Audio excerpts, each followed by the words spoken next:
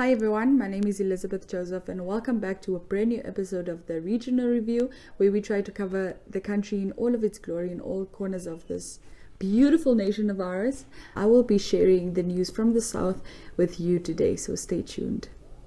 Today is also International Area Code Day, so in the comments down below, please tell us which area you're from, and if you're from 063, send a shout out to me and I will do so right back.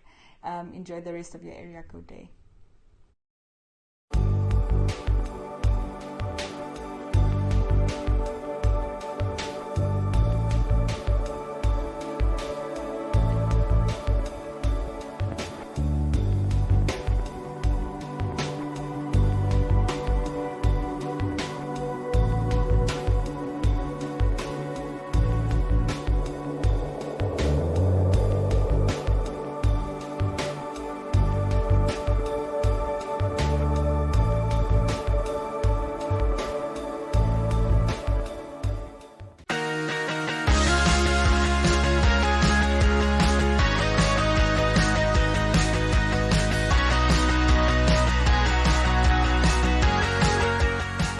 Welcome back.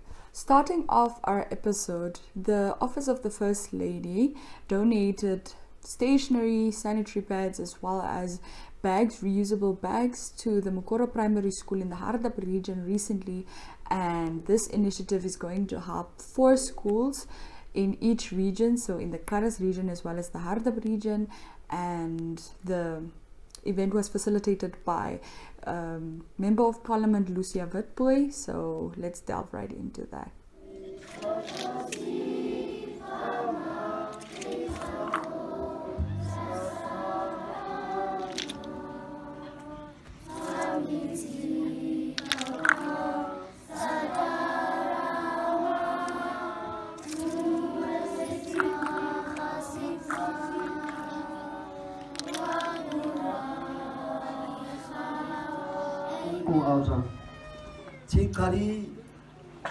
Kali i tanas ian sekolah kali coba dah haji ini saya tu dah has kau saya dah sendiri yang lucu sama aroma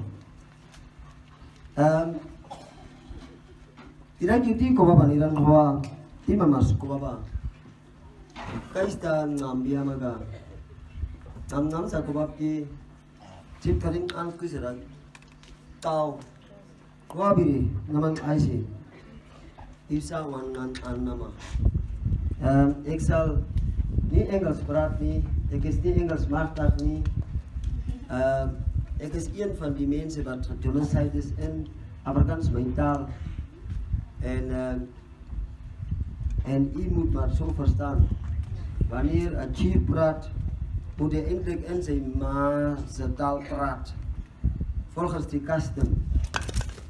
Maar niettemin, ik zie hier een kort vrouwtje langs mij, zodat betekent zij zelf voor mij helpt om dat wat ik nou zal zeggen, dat zij zal zij inderdaad die taal wat al die mensen te verstanden.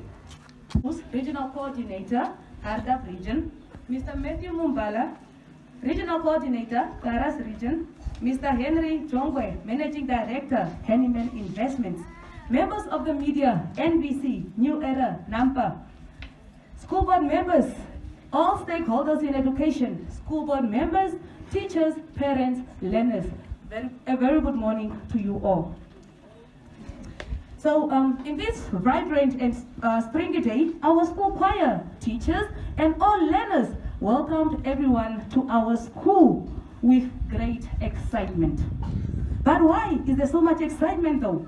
So today, our guests bring their responsibility to society, endless love for our children, and generous donations for Mokoro Primary School. So what is a donation? A donation is defined as a gift someone gives to a cause they believe in. Therefore, it clearly shows that our guest here believes in us, the Mokoro Primary family, and that is why they are here to give us today.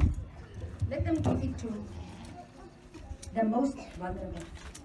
So it comes from the First Lady's office through me with a happy and a heart that wants to give and to share. Thank you so much for staying tuned. This is still the regional review, and I'm your host Elizabeth, all the way from Keetmanshoop in the southern part of Namibia.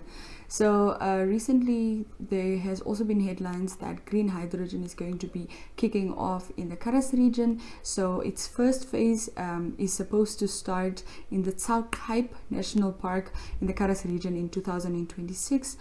A colleague of mine, Jomari Daddy, recently did an interview with one of the spokespeople, so let's see what they spoke about.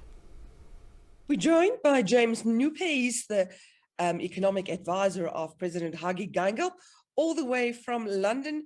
Good morning, James, and welcome. Good morning, Joe. Thanks so much for having me, and greetings to all the Namibians back home. I miss home, and I can't wait to come back. Well, we like you being there because you're creating some really, really big news. James, we have you here this morning to talk about the hydrogen project in Namibia and the massive announcement last week of the preferred bidder being Hyphen. Can you summarize the project for us in layman's terms? Absolutely. So the project is very well captured in HPP2's economic advancement pillar. So I think that's the genesis for us back home. You know, this was announced by the president on the 18th of March already. So go find it, go locate it in the HPP2. Goal number 3, it's all outlined there. But, you know, the summary of it is to say the following. Namibia's vision to industrialize remains alive. And what we want to do is to use green hydrogen and the global demand for green hydrogen as a spark to rekindle and relight our engine for industrializing by 2030. And essentially, this is what this project really could do. It could catalyze almost the potential re-engineering of our economy and to provide us with that FDI, Joe. You know, like we want to do things, but sometimes we don't have the resources. With this particular project, we can get the FDI that delivers what it is that we actually want and need. Some absolutely baffling figures thrown out with the announcement of the project. I mean, Namibia hasn't seen money like this ever. In Namibian dollar terms, we're talking about a total investment of about 140 billion, more than 140 billion.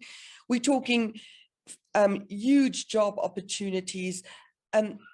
Namibians immediately ask, is this a done deal? Will it realize for sure? Yeah, Joe, fantastic question, super relevant. We're talking about, I think it was 30,000 jobs during construction. They were talking about 3,000 jobs permanently, and that was for their project alone, right? I think for me, the really baffling stat was when they said, if we captured 5% of the various different markets that were either green hydrogen or green hydrogen based, there we were looking at more than $35 billion in revenue market share for Namibia, right? So I mean, outstanding, like, and you know what, if they were the only ones saying this, I'd be worried. We were in Glasgow, we are here in London, everyone is saying this and more, right? So your question, will this realize? Your answer, Joe, it will realize if Namibians welcome it, because the globe already wants it. I mean, when we said we wanted to do this, the biggest naysayers were in Namibia, right? These foreign investors, they queued up. We got 9 proposals. We raised $1 million Namibian just from selling bid documents. I mean, Namibians, I've never seen anything like that. And I mean, one bid document was 50,000 Namibian dollars. And I mean, so if you say $1 million divided by 50,000, you see how many people bought the bid documents just to look. And then over 9 bids, right, were put together by 6 developers who paid millions and millions of dollars to put together their proposal. So absolutely, yes, very big numbers, but we have to start with one small humble step, as the presenter mentioned in his speech. And it starts by Namibians welcoming these people into our country, being fast about providing, you know, whether it is Home Affairs with permits, EIA studies will have to be done. But Joe, you and I, you writing about it positively in the media, and of course us in government, making sure that we're working quickly to provide a sort of conducive environment. We're not going to do it we're going to provide a conducive environment for people who are technically and financially gifted and capable to do it themselves. James, when we look at the short and long-term benefits of this project, what are we looking at? Yeah, so, I think the short-term benefits is exactly sort of what you started alluding to. Confidence, right? Namibians, I think we've gone through such tough times. We didn't have that much confidence in our economy and, of course, in our ability and our government's ability to generate the economic growth we wanted. Now, Joe, you might think confidence is not an economic thing. It is massively an economic thing. When people don't have confidence about the trajectory of an economy, they hold back investments.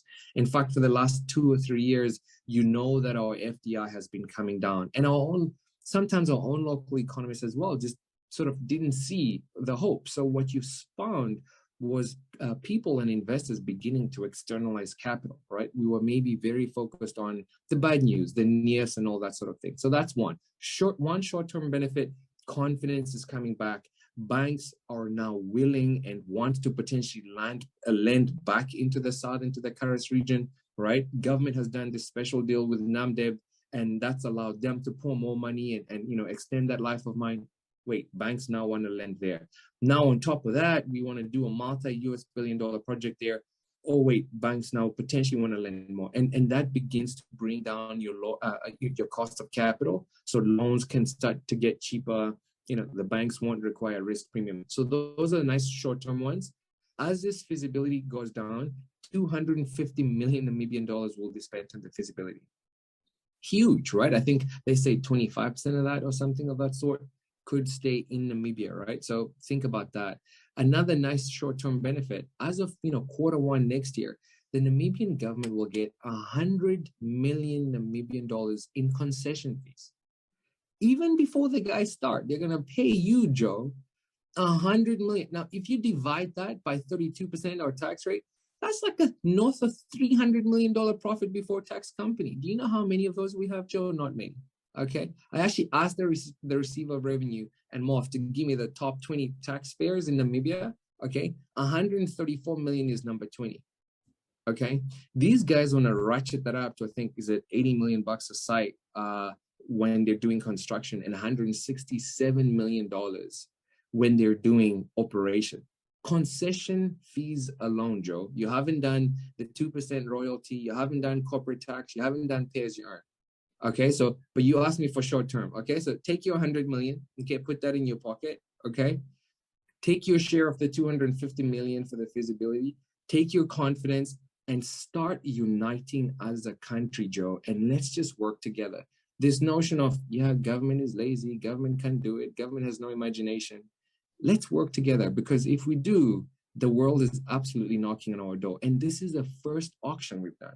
We haven't even done 2 and 3. We haven't gone into Rongo. We haven't gone into Kunene. We're in for a ride if Namibians want to go for that ride.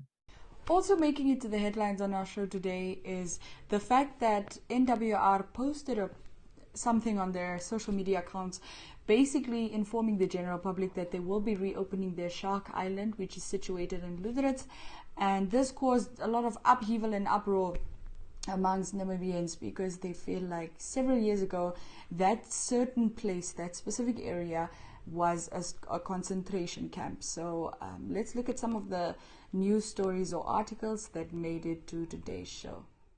The Tourism Ministry has rejected reports that Namibia Wildlife Resort Shark Island campsite, which is located in Lüderitz, is built on top of a grave site and that physical alterations were made to the site. This follows an uproar on social media after the campsite reopened on 1st November, with some Namibians rubbed the wrong way by an announcement that the facility was taking bookings again. They questioned how a former concentration camp could be used as vacation accommodation. Shark Island was Namibia's first large-scale concentration camp, where close to 1,800 Nama prisoners arrived in September of 1906, including Cornelius Frederik, one of the strongest Nama military leaders. According to the ministry spokesperson Romeo Muyunda, there is nothing unusual about having guest facilities at a historic site. And he said, quote, It is a practice done all around the world, unquote. He said that NWR did not alter the original design of the infrastructure or build anything new on Shark Island or on top of the graveyard, as it is being alleged. Thank you so much to Ilani Smith from the Namibian Sun with that update.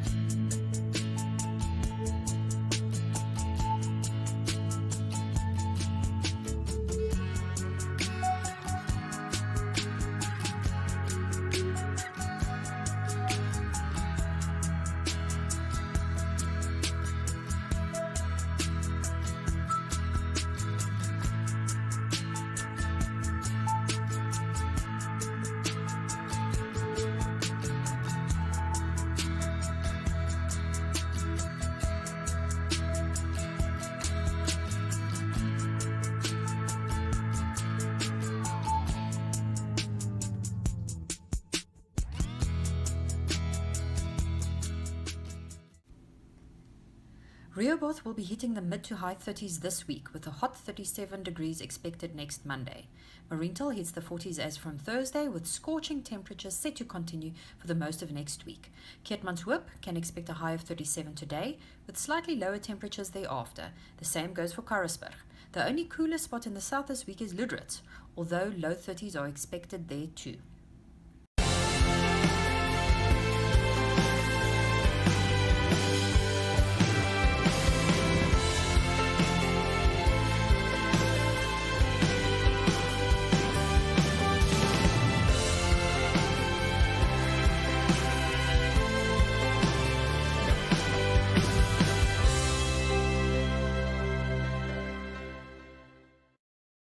And that was all we had time for today. Thank you so much for joining me, Elizabeth Joseph, all the way from Keetmanshoop in another episode of the Regional Review. Please stay tuned for more news from all across this beautiful country.